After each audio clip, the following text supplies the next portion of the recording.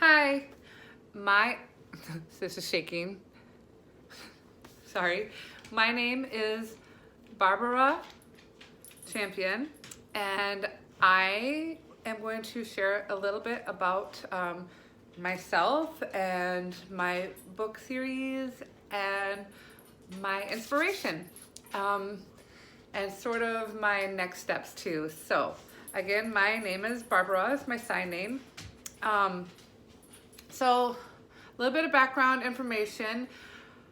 I have been working with special needs kids since 1999. I started out as an interpreter, and then I started working in full immersion classrooms with ASL, and then we started working with nonverbal kids that had, many of them had no language at all, like not just deaf kids, but kids that had autism, Down syndrome, cerebral palsy, just a variety of things that made them nonverbal. And many of them came into our classrooms, they didn't have any language at all, or very little, very limited.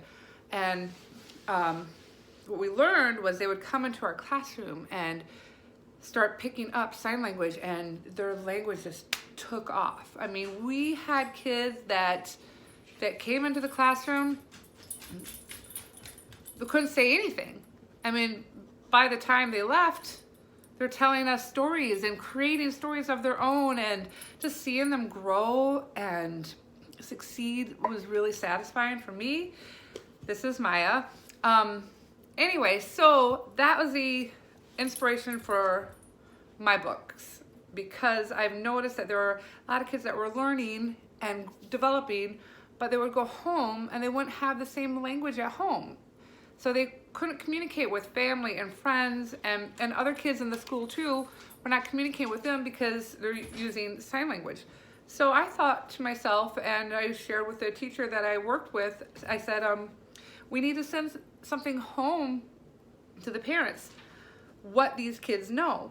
And the first thing that we would start teaching the kids is their feelings, because a lot of the frustration happened because they couldn't communicate how they're feeling.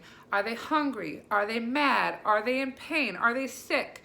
You know, these kinds of things they couldn't communicate. So all sometimes came out as like anger or a temper tantrum, you know. So to teach them how to communicate their feelings is the first thing that we did.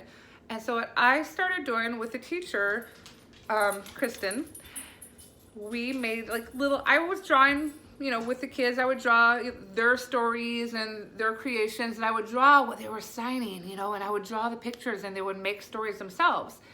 Then I started sending home little books, telling the parents what signs they knew at school so they can use them at home too. And I would send like an example of how to sign them and everything. So, you know, each kid was, you know, individual signs, but the basis of it, we would start with feelings. So I decided that we needed to have a book series that, Maya, come here. A book series that would start with the basics. I'm not talking about teaching full-on ASL. I'm talking basic communication, needed communication. So I developed the book Hand Talk, and my first one was Rennie's Feelings. And Rennie, he's a little bit mischievous kid. He's nonverbal, and he gets into a lot of trouble before and even during and after he starts to learn some sign language. The difference is he can now communicate better. He can now say the why he's doing something or how he's feeling. So that is how my book series started. And I've written 2 so far. The second one is Rennie Goes to School, because most kids that start to learn sign language start to learn it in school with their staff. So this is a good one for school staff or getting kids ready to go to school, you know, just kind of preparing them. And the goal is in the future, I'm going to have many books talking about like doctor's appointments. So you can prepare the child and give them language. So when they go to the doctor, they can say, I'm scared, or that hurts, or, you know, different situations. There's the dentist. There's learning the colors. Just basic communication that they didn't have before.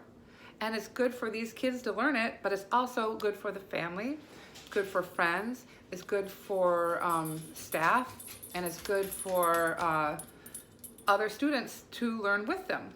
Sorry, that was my dog was moving the camera. Not my dog, it's a borrowed dog. Anyway, so that's my story. I'm really excited to promote it.